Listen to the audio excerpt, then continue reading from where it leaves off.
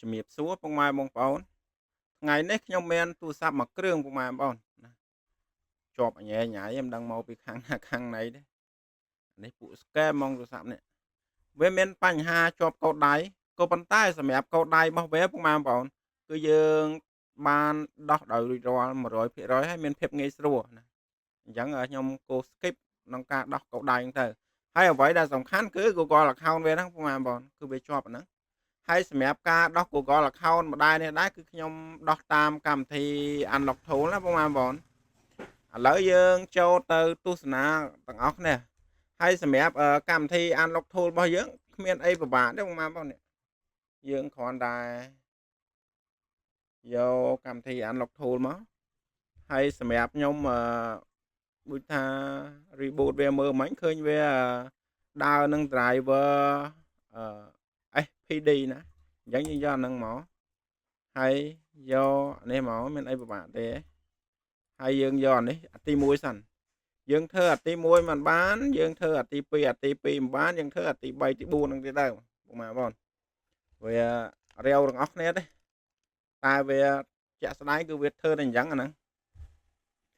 ហើយសម្រាប់ទូរស័ព្ទបងប្អូនយើងធ្វើការបិទគ្រឿងវាសិនតាហើយនៅក្នុង driver នោះមិញគឺយើងបានកំណត់ហើយយើងយកតែប៊ូតុង remove SOP ទុកឲ្យ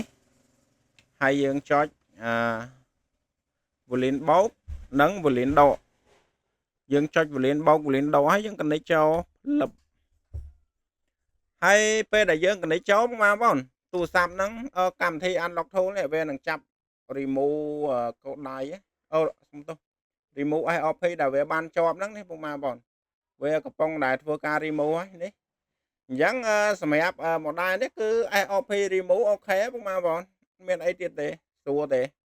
ក៏ប៉ុន្តែយើងចាំបាច់ទៅត្រូវមានកម្មវិធីហ្នឹងសម្រាប់ប្រើប្រាស់ដែរណាបានវា remove បានបើសិនជាយើងអត់មានកម្មវិធីហ្នឹងសម្រាប់ប្រើប្រាស់ទេគឺវា remove អត់បានហ្នឹងហើយបងប្អូនក៏ប៉ុន្តែសម្រាប់ model នេះគឺយើងអាចដោះដោយដៃបានដែរទេគឺយើងស្រាវជ្រាវរកដោះបានក៏ប៉ុន្តែយើងកុំឲ្យខាតពេលវេលាយើងធ្វើនឹងកម្មវិធីហ្នឹងទៅមកឥឡូវយើងបកមកមើលលើទូរស័ព្ទយើងវិញណាយើងមកមើលលើទូរស័ព្ទយើងវិញនេះវា remove ហើយអត់មានអីទៀតទេហើយពេលដែលវា remove ហើយយើងមិនបាច់ប្រើប្រាស់អ៊ីនធឺណិតទេដើម្បីងាយស្រួលក្នុងការ activate វាបងប្អូនយើង skip Wi-Fi នឹងចោលទៅយើងចុច activate វាយកទៅ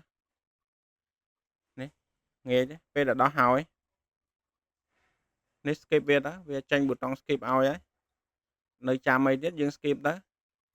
បើវាអត់ចេញ skip មានន័យថាវាជាប់ Google account ទៀតហ្នឹងហើយបងប្អូនហ្នឹងហើយបងប្អូននេះ